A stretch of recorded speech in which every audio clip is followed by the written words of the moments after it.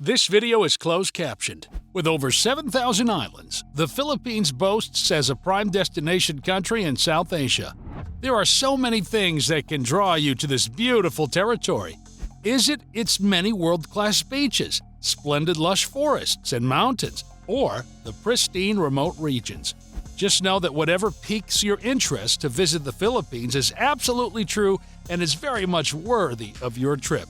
Which is why it is also essential that you consider numerous unfamiliar situations and customs of the Philippines and its friendly locals so that you can be prepared very well for your visit and exploration. We've helped you compile an exciting list, and in this video, we'll be telling you the things to do and things not to do in the Philippines, which will ensure that you experience a smooth, enjoyable visit to the country. Hey, I know what you might be thinking now. But these do's and don'ts are not chores meant to dull your exploration. Instead, they will help you do the opposite by adapting real quick and almost acting like you've been around for a while. Before we cut to the chase, kindly hit the subscribe button and notification bell to be updated with exciting facts about other countries from Travel Droner. Done? All right. So, the first thing to do is visit during the dry season. You should start your tour in the dry months between November to May. Climate in this period eases your movements and gives access to remote islands and provinces, which are prone to typhoons during the rainy season. During summer, the temperature is very high and almost unbearable, so there is really no need to try to reschedule multiple times to make an inconvenient summer appointment in the Philippines. The dry season just before summer is generally best for you to visit, and it even offers more exciting trips than the ones you get to go during the summer. Also, prepare for intense humidity. Ensure to pack clothes and accessories that are fitting for a humid climate. The Philippines experience significant humidity in the dry months. This makes breathing a little difficult and can cause you to sweat for quite some time. So, pack enough shorts, loose shirts with reflective colors, sunglasses, and an umbrella. You have bikinis for your beach outing? Well, pack them. Book affordable hotels or resorts that are close to your interest spots. Another thing to consider is the kind of place you will lodge in for the period of your visit. Luxurious hotels are scattered across the islands, ready to offer you great hospitality. However, an accommodation arrangement that won't eat deep into your budget is what you should really consider, especially if you plan to stay for a more extended period or would be moving from a distant province to another.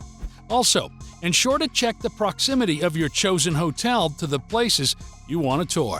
It will cost much less transportation if the attraction sites are close to your place of stay.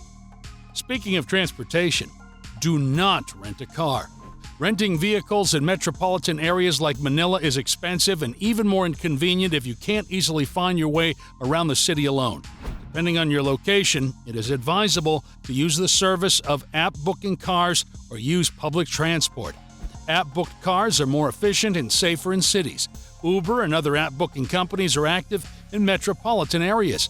Meanwhile, in smaller provinces, the routes are a bit funny, so it's best to use the public transport system because they have fixed, affordable prices. You can get tricycles or jeepneys to transport you to more remote regions where you can't resist visiting.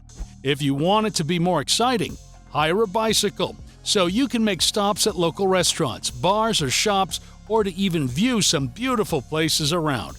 Keep enough cash and some pocket change. To avoid running out of cash in remote provinces where ATMs may not be available, make sure to carry enough cash that will get you through a day's visit at least. Ensure to get the best exchange rate for the local Filipino peso and request that some of the cash be broken down into 50 or 100 peso bills. This is because the cyclists navigating in smaller areas are most likely not to have change for a peso bill of 1,000 or 500. So it's reasonable to have some 100s or 50s in your pocket. Before we get to the second half of this exciting guide, kindly pause to like this video and click the subscribe button. Tip after service. The Philippines offers some of the cheapest services in the world of Asia, so it's common to drop a tip for servers after a satisfactory service. No, it's not compulsory to leave a tip, but the really great services offered in the country have made it delightful for customers to drop tips. A tip is usually 10 to 15% of your final bill at restaurants. The same rate also applies to spas and salons. If you don't want to tip based on the percentage of the final bill, you can tip based on service satisfaction, especially after a taxi or Uber ride. Oh, they won't forget to ask for a 5-star rating as well. Mix with the locals and address elders with respect. The locals are called Filipinos, and they are a very welcoming and friendly people. They exude even more positive energy when they notice you are a foreigner. So, feel free to interact with them as they enthusiastically tell you about their culture, whether you meet them on the beach, in a bar, or park. Just as they are big on friendliness, they also regard themselves with an outstanding level of respect, especially towards older people. So, whenever you talk to an older Filipino, show good manners by addressing them with honorifics like po, for instance. Such expressions show that you care very much about their age, and they won't hesitate to respect you as well. Do not resist sampling the local cuisine. It is almost impossible not to try Filipino delicacies when the locals are very passionate about their food, which is seen in how they talk about it and how much food they eat daily. A typical Filipino eats 5 meals a day, including 2 light meals in between the regular meals of breakfast, lunch, and dinner. And they won't mind stuffing you with some of their best delicacies like the vinegar-flavored adobo and the beefed-up kare-kare, and lots more. So, come with an enormous appetite because an acquaintance is likely to invite you to his home, not for any other reason, but to pump your mouth with lots of tasty food. Do not expect everyone to be fluent in English. You may already know that the Philippines was once a colony of the United States of America, meaning the Filipinos are familiar with English and speak it very well. However, you shouldn't expect every Filipino to have a smooth conversation with you in English, especially in remote areas where communication in Filipino or any other indigenous language is common. You have to be patient and sympathetic when you meet a Filipino who can't communicate well in English. It's not their mother tongue, and in cases like this, it is reasonable for you to learn basic Filipino like Magandang Umaga, which translates as good morning. Do not buy or take drugs in the Philippines ever.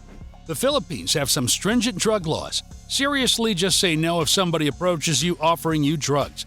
Quite simply, do not look for drugs in this country. At best, you get arrested or deported, or worst case scenario, even shot and killed by the police. The president in charge is not messing around. He has a zero-tolerance policy for crime and drugs. Don't flash your valuable things in public. The Philippines is, in general, a safe country to travel to, and the locals are very nice and friendly, but in some parts, like in Manila, you will run into snatchers and pickpockets everywhere. Here are some tips on how to avoid them. Don't display wealth. No gold chains, no cell phones, no cameras to keep you out of the snatcher's eyes. Don't use electronic gadgets on the side streets. Keep your valuable belongings secure and safe from the snatcher's reach, such as your wallet, smartphone, and other personal items, when visiting tourist spots, walking around, or using public transportation. Do not join rallies. Do your best to avoid any mass protests and rallies during your stay in the Philippines. The Filipino government does not take kindly to foreigners involving themselves in such activities. According to the country's Bureau of Immigration, all foreign nationals are prohibited from participating in political rallies and mass demonstrations.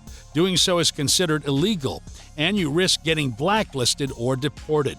During mass demonstrations, it is best to stay indoors. Even if you want to stay far away from scenes of protests. Also, ensure to move with a local who can vouch for you and accurately report your activities during the period of a protest or rally.